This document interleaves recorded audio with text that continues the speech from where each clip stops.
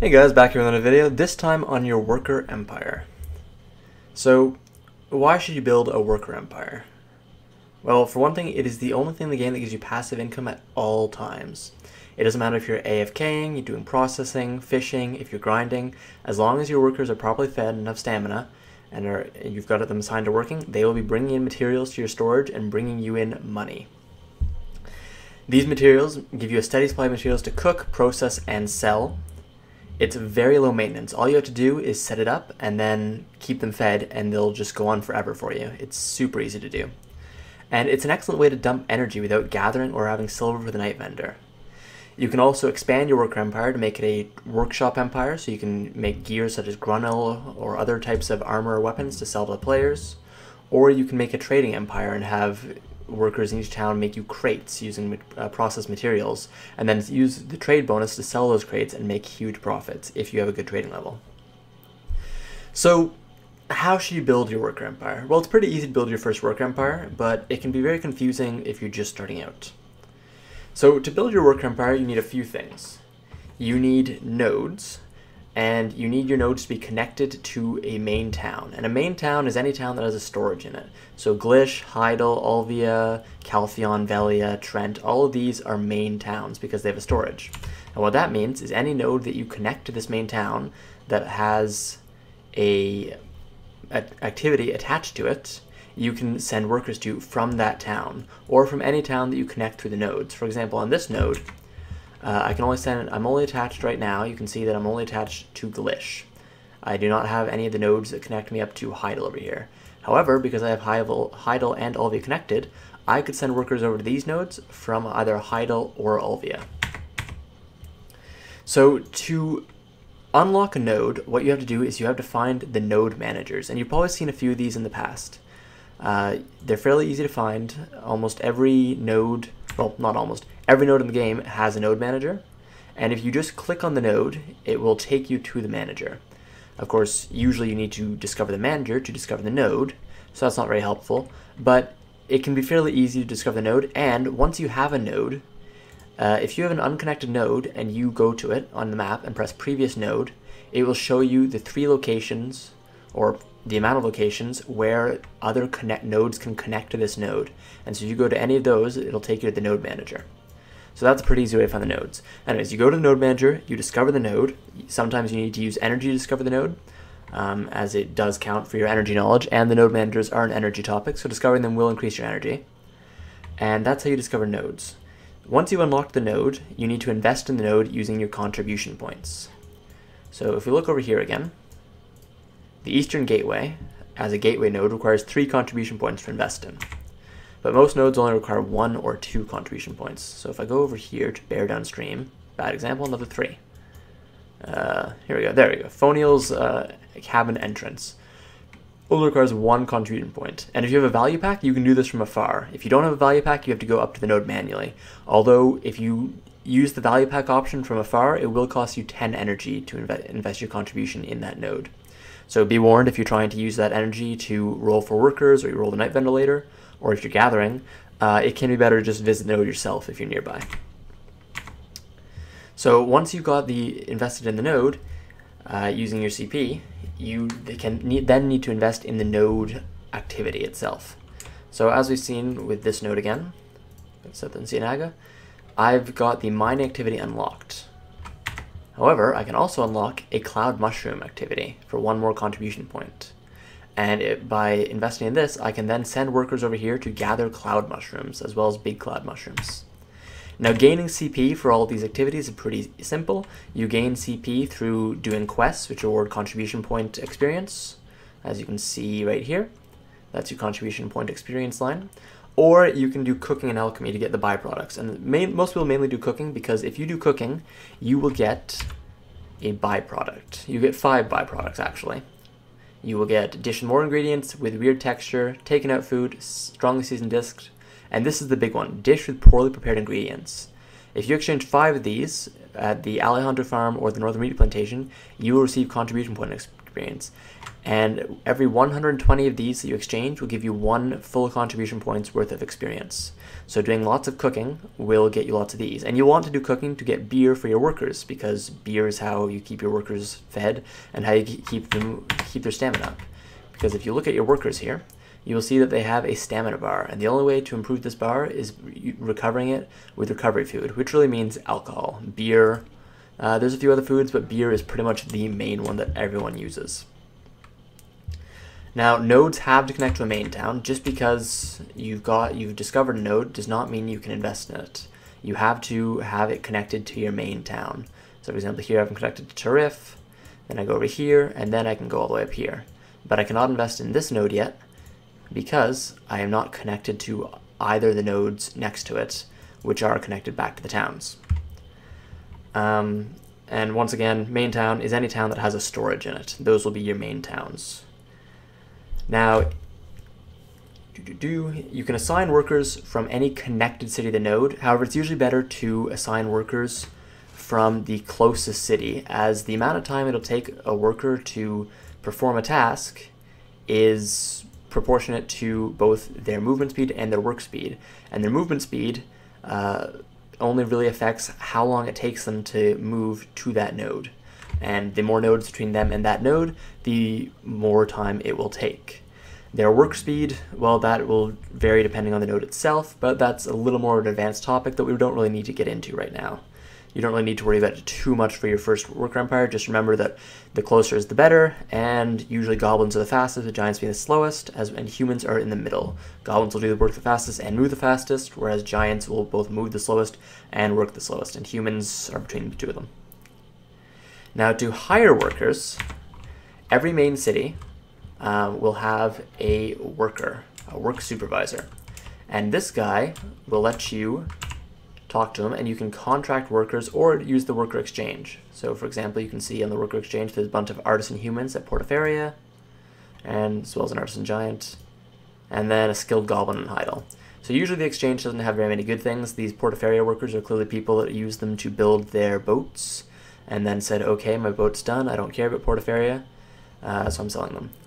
But you can always contract your own workers. To contract workers, you need lodgings. So each city starts with 1 lodging for free, and then after that, you have to go to the city. So you press map, so M to open your map, you click on the city itself, and then you see the little houses in the city. If you click on them, some of them will have lodging. And you can search for that up here. Just use lodging, and it'll point to places with lodging in it. And also, there will be, so if you go over here, for example, all the way down to here, you can see that some places will have, that aren't main cities, will also have houses that you can purchase. So for example, Bear is connected to Trent, but the lodgings in Bear are much more efficient for your per contribution point than the ones located in Trent itself. Now, we're not really going to care about this for now because I'm going to be selling it after the video is over, but to do it, you have to have your coins in your inventory, and then you can purchase the lodging. So having your coins in your inventory is kind of annoying. Even if you do have your coins in the storage in that city, you still have to have them in the inventory, but it's pretty easy. And you always want to have coins in the storage, at least have about 150,000 coins in any main city storage, because when you're rolling for workers, you will need to buy them. And workers do not cost much money at all. Do not worry about that. The most a worker will cost is about 100,000 silver if you're contracting. However, if you don't have that 100,000 silver, unlike the night vendor, you don't have the option to hold a worker. So here you go to lodging, just press purchase, it'll take 1 minute, press accept, and then your lodging will be complete in 1 minute. And some of them will even have multiple levels, so you can have up to 2 or 3 lodgings in the same place. And you will have to build those each, so you'll have to build the first one, then once that's done you have to purchase the second level, and once that's done you purchase the third level. But they're usually more efficient for your CP. Now, you can also use pearls to get lodgings in a city. So if you press F3 and go to function, usually I believe it's in slot expansion. +1 expansion, here you go, right here, so at the bottom. Balanos workers lodgings, Serendia workers, Caltheon workers, Medias, and Valencias. And the important thing to note is this is not 1, it's actually 2. Because it's each of these except for, I believe, Valencia maybe? Yeah, except for Valencia. Each of these is 2 cities. So Altanova and Tarif is Medea, Caltheon is Trent and Caltheon City itself, Serendia is Heidel and Glish, and Balanos is Ulvia and Velia. So for 200 pearls each, you can buy these 3. You can buy 3 of them per set, so per region. And that gives you an extra 6 lodgings in each of the main cities that you can use in total per region. So 3 extra lodgings per city. And this can be huge because if you can free up those contribution points, you can now invest them in more nodes to send these workers to. And the more free contribution points you have, the more money you're going to be bringing in with your workers, the more basically free profit you're getting. And you can also do the same with storage, because storage is also important for your worker empire, as you need the storage slots open for your workers to bring them back. So you can actually just buy up to 192 slots in each city, but you don't really need that many. Usually you have 1 main city, and the rest of them, as long as you have a value pack active, should be totally fine for holding the amount of materials that your workers will be bringing back. I even have some extra stuff in here that aren't materials my workers bring back, as my workers in this region only bring back pine and iron. But for example, say Velia, where I have a lot of workers coming from, I have plenty of room for all my enhancement materials, some boss gear and other things, while still having all my workers bring stuff back. Same with Ulvia, same with Heidel. And Heidel is my main city, so I've actually invested a lot in Heidel. You can see I have a lot of houses dedicated to storage. But if I had the money, I could just buy pearls, use all those pearls to buy lodgings, and then I could just use all this freed up CP. That's probably at least 50 to 60 CP just in storage right there, not including lodgings and other items that I could just free up to throw into my worker empire and expand it even more. Because while my worker empire is pretty huge, as you can see, it could become way bigger just by freeing up space using pearls. So don't think the worker empire is entirely free. If you can afford to invest, it is one of the best investments in the game, as it will always be bringing you in money. It's not something you have to actively use, such as the processing outfit or your pets. You will always be bringing in money from your worker empire as long as you're online. Now, you keep workers working by exploiting, or rather, I suppose, feeding their alcoholic tendencies. What that means is your workers have their stamina, and as long as they have stamina, which you can replenish using beer or cold draft beer, and there's a few other foods, but you're pretty much always going to use beer. And to make beer, you just use 5 of any grain: wheat, potatoes, corn, as well as 6 mineral waters, 2 leavening agents, and 1 sugar. Use those in a cooking utensil in your residence. So for example, my residence over here, you do have to have a residence in a city to do that. And you can make beer really easily, and also making beer will get you contribution point food that you can turn in for contribution points. So it's a very symbiotic relationship, very good idea to cook for yourself, and cooking will of course level your cooking level, which will increase the amount of life fame you have. So it's a good idea all around. Now, your storage must have at least 1 empty space for your workers to continue working, so do be careful, especially in your main city, about overloading your storage, as your workers will stop working once you fill up your storage. So make sure that you always have your storage with at least 1 free space. If you see your workers stop working, one of the first things you should check is to make sure you didn't accidentally fill that storage that they're bringing things back to, provided they have stamina, of course. So you can buy more storage with CP, as already mentioned. It's not a big deal. It's pretty easy to get storage. You can just invest CP into storage, but remember that will drag down your profits by a bit from the worker empire itself. So for prioritizing the worker empire, for the actual nodes you should get, try to prioritize as your first purchases, try to prioritize around Velia. You want to get potato nodes and corn nodes. So the Finto farm over here has a potato node, Bartali farm has a potato node, the Toscani farm has 2 corn nodes.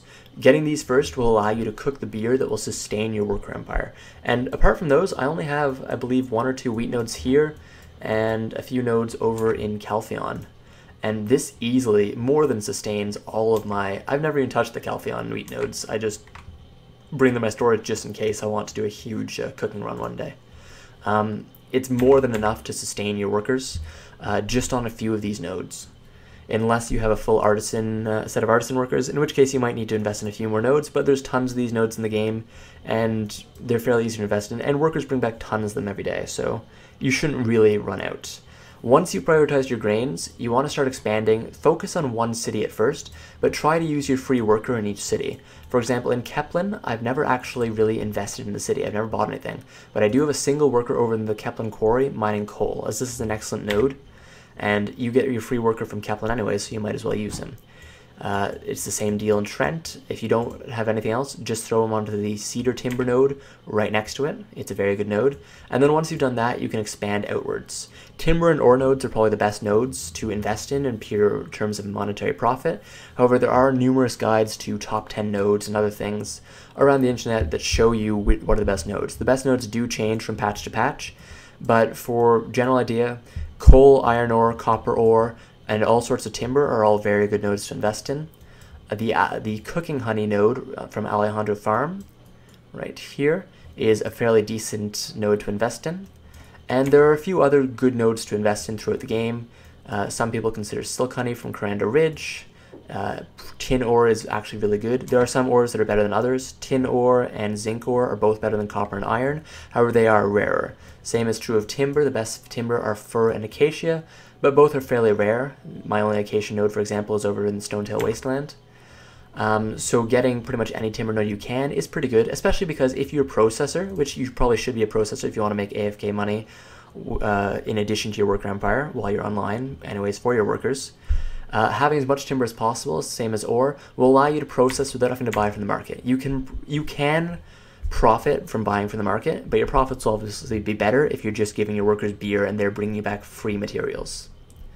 And finally, you want to build up a main city at first. You don't want to focus on just the best nodes. Building up a main city, such as the area around Heidel, Velia, and Olvia, is a good idea at first because this lets you prioritize and focus on building up these cities.